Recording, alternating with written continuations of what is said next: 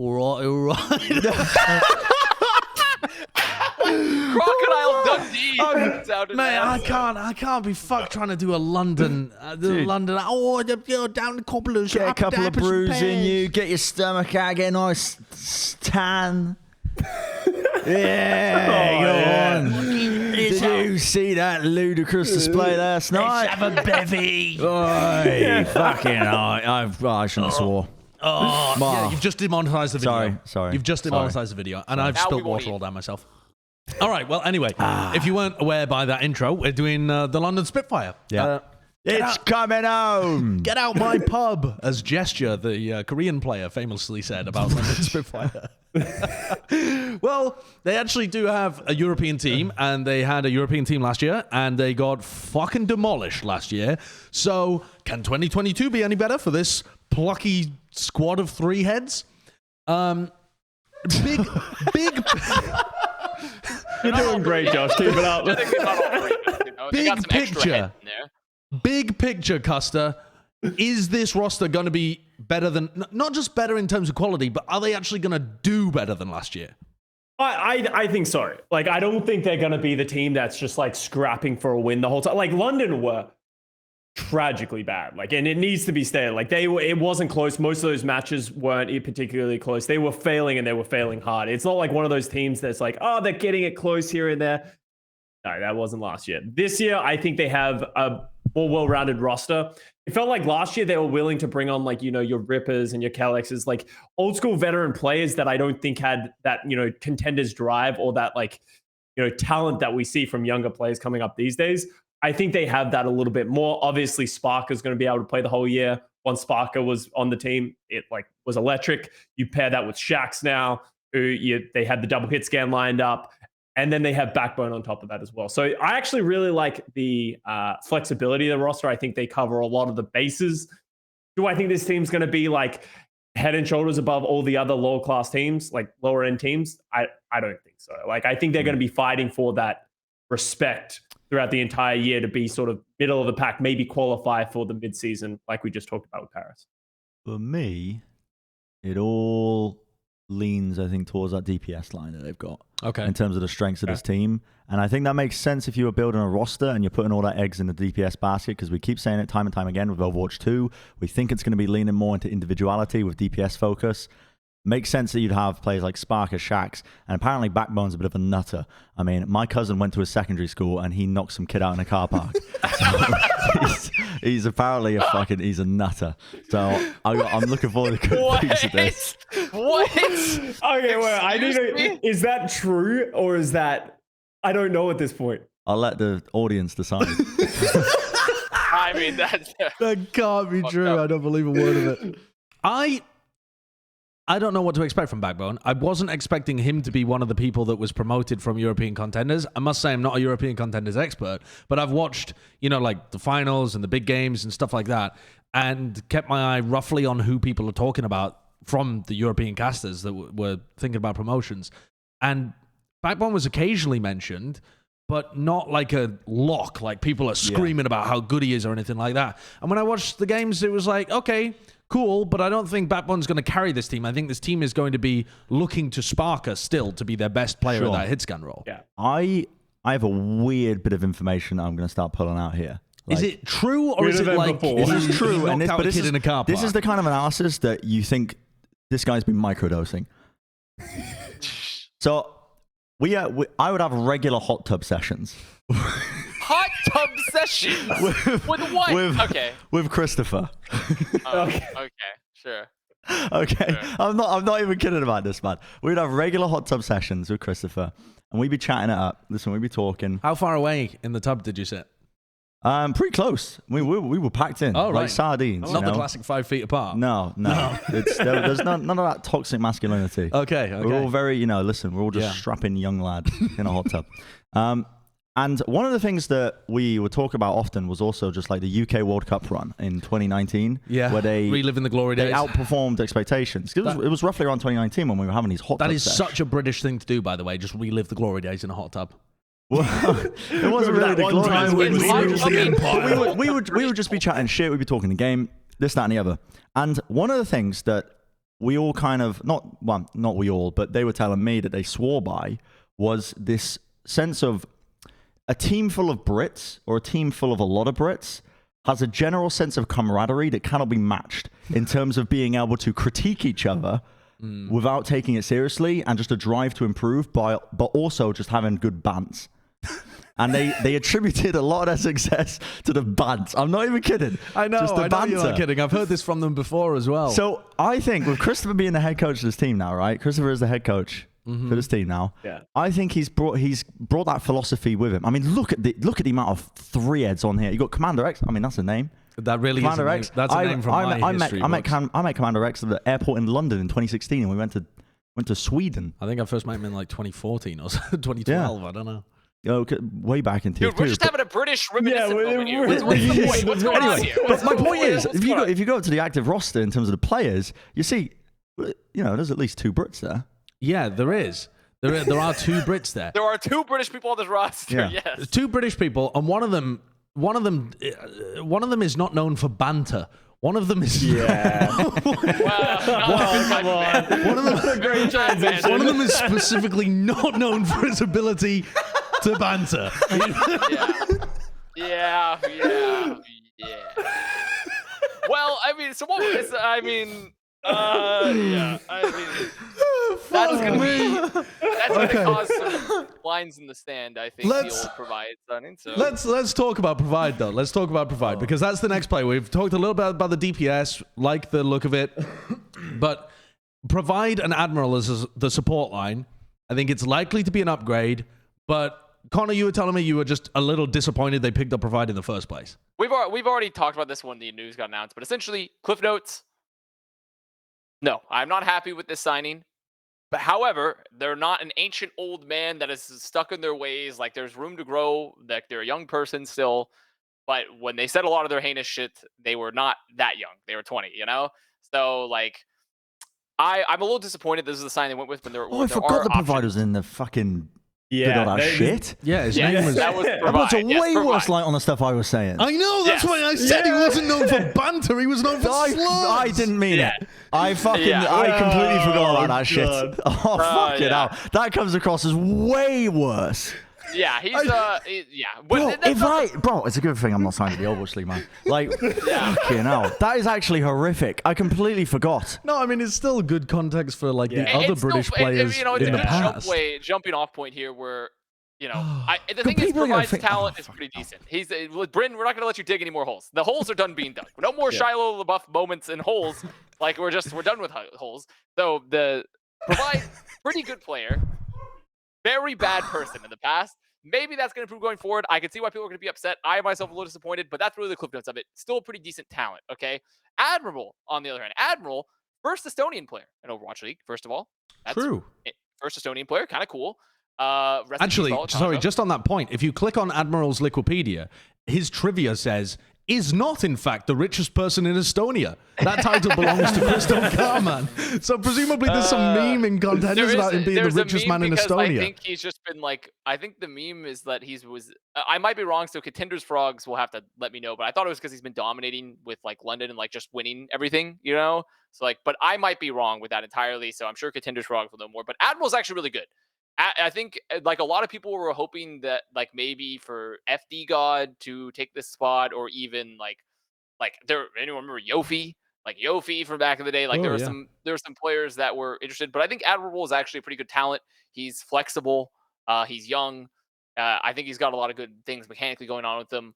I think out of all the system that has been created by London and the British Hurricane system, which is now defunct because British Hurricane is now petered away into a mild tropical storm. It's no more a hurricane. It's gone. And I do think that this is a pretty good talent. I think their backline on a pure talent level is not bad. And I think Admiral actually in particular is a pretty good pickup. It's got to be an improvement over last year's backline, right?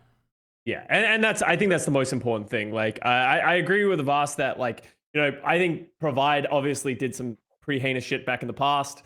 I think it's important that, it's been a few years. He was actively blocked from the league for a couple of years. At some point, you need to give someone a chance of redemption. So, it is what it is, obviously, on thin ice. But I think talent-wise, Provide is very good. I remember when he was attempted to be signed in 2020 for the Valiant.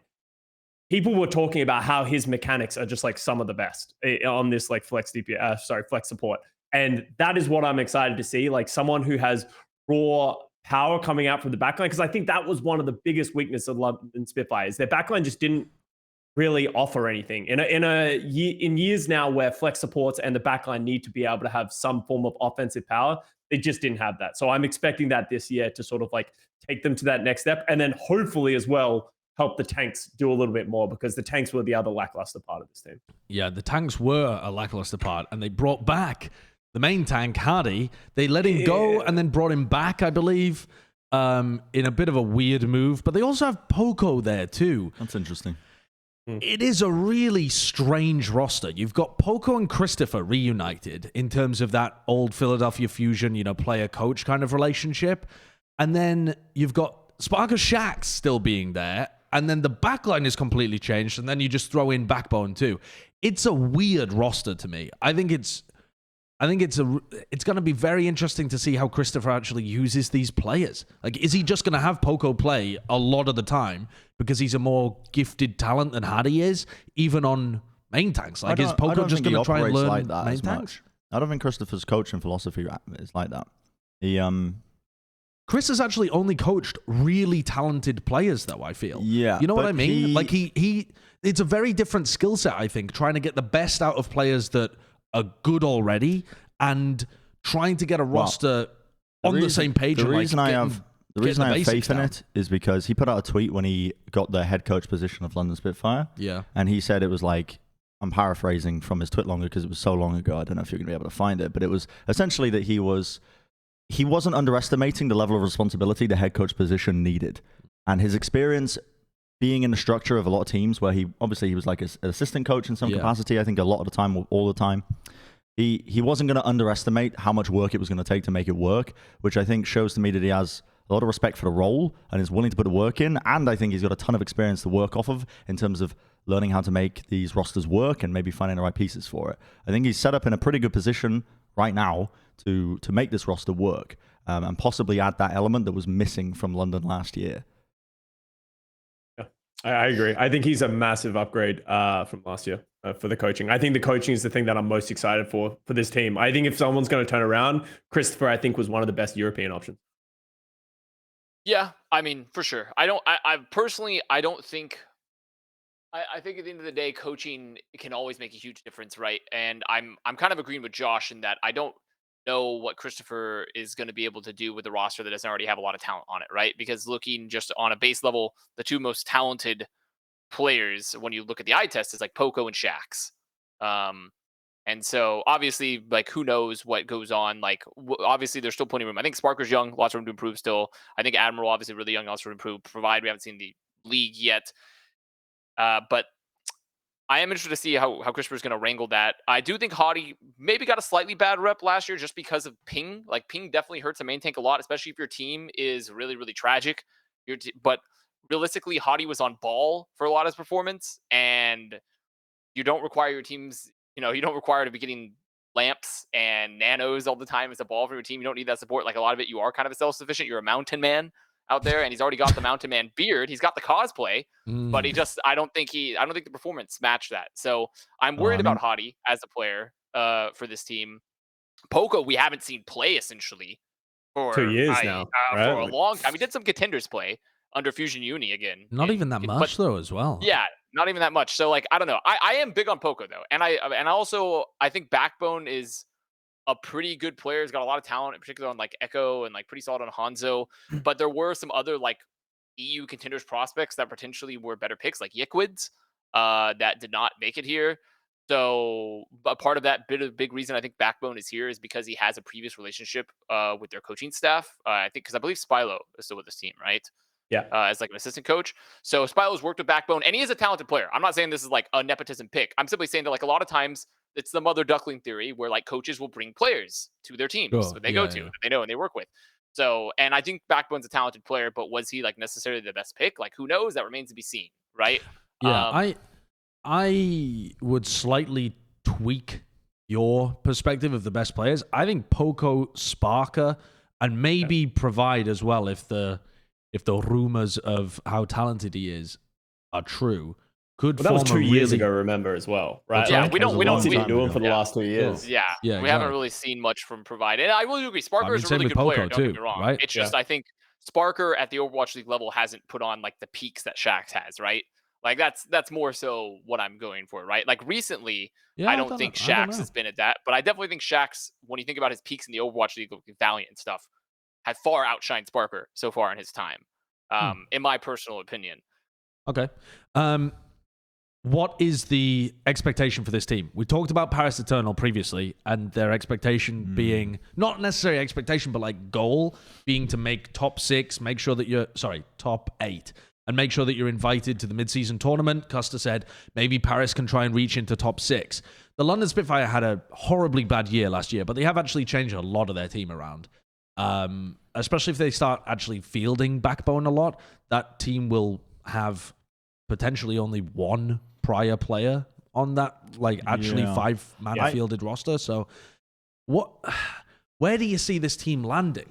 I would say the exact same expectations for Paris in a previous episode that I was talking about, at least when I said that them making the tournament, the mid-season tournament, landing in that top 8, I think would be a good place to aim for, because this is a team that's, I don't know, just to touch on the roster real briefly again, because I didn't really speak about Hadi too much, but Hadi had a really atrocious season last year in terms of not so much as individual play, but there's only so many 3-2 losses you can take before it just breaks your mental over the course of that, especially when you're playing remotely. Like they had hard circumstances they were playing in, and I could see it in the play of London as a whole that it was affecting them. I hope he has a bit of a resurgence this year, and there's been that this large break in between, this gulf between one season and the next is enough to have that reset and come into this fresh with that mind. But yeah, I think top 8, aiming for that mid-season tournament, same as kind of Paris, where you're going to be battling those the teams that we're pinning as lower, just because unknown players in terms of how they're going to be performing, but we can see a bit of talent there. Yeah. I feel worse about this roster than I do about Paris. I don't know whether... that was the right way around. I feel worse about this roster than I do about Paris. And it's more because I don't know what to expect as much. They don't have an existing core in the same way that Paris do. Paris have already had some level of success. They have some foundation to be able to build on. The London Spitfire doesn't. I also think Glister is a better player than anybody on the London Spitfire team, with the potential exception of Poco, but the roles are so incredibly different, and Tank is so incredibly different this year that I don't even know whether that is valid, frankly. Glister actually might end up being a more impactful player next year than Poco. It's entirely possible. But I think Glister is definitely a better player than Sparker or Shax or Backbone. I absolutely believe that. And I just don't see the power from this roster on paper, and there's no pre-existing synergy to make me believe this team is likely to make it to even a mid-season tournament. I think it would be...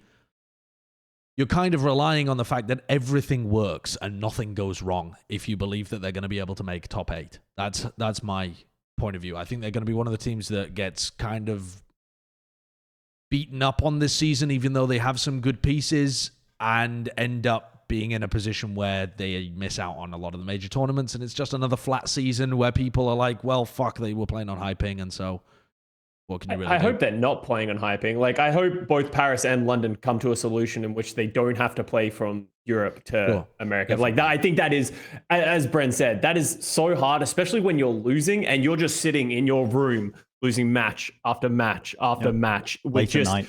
Late at night, No you're vitamin playing. D.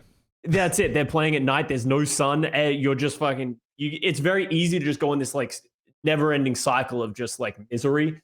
So Dallas feels passing that one on, but like I agree with Josh as well that like I think even in best case scenario where everyone lives up to their potential that we have for them, I don't think they're a top 5 team by any means. I think they're still just trying to make it to those mid-season tournaments, and they're trying to prove themselves past that. But there's a chance that the same thing happens from last season, and all the hope that there was for the British Hurricanes coming in just falls apart. Yeah, I mean, I'm gonna be honest. I've been a long time EU doubter in Overwatch. A long time That's EU doubter. very like, true. Extremely long time. And so but the thing is that I did have a bit of a rekindling of a NATO-esque relationship with EU last year with Paris Eternal. I was like, wait a minute, we could work with something here. Because I was like, okay, Paris, like you're inspiring confidence in Europe a little bit, but I still don't believe this roster is going to be above like bottom 4, and in West. It seems pretty difficult for me to see that. I think Paris, they've had some peaks. They have some proven talents a lot. And realistically, they could prove us all wrong here because it's mostly a rookie roster. Or not mostly a rookie roster, but there's a lot of rookies in it. But I just don't have a lot of belief in this team currently. I really don't.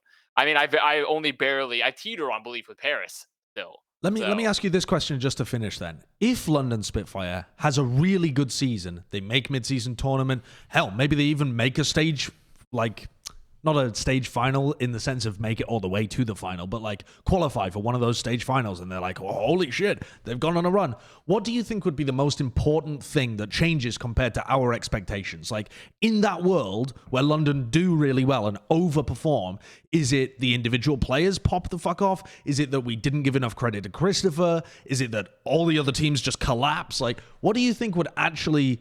What about our assumptions would be wrong for that reality to exist instead? I think it goes on to the DPS. I think there is a chance that Sparker is better than Custa. I think the little bits that we did see of Sparker and the hype going around Sparker, I think he can be one of the better players, like DPS players, hit scan in the league if he hits that potential. Same thing with Backbone. If their DPS lineup, I think, ends up being sick, that's what will propel them to that next tier. Because right now, I agree, they're in that bottom 5 tier break. And unless players hard pop off on the DPS, I don't think they're going to get above that. One of my assumptions that I'm thinking about is we really don't know what the tank position looks like. And if it ends up being massively important, like if you have a bad tank player, you just lose games, then that could be the case where somebody like Poco actually has way more impact than you're expecting because he's able to actually function on the tank role to a degree that other people can't.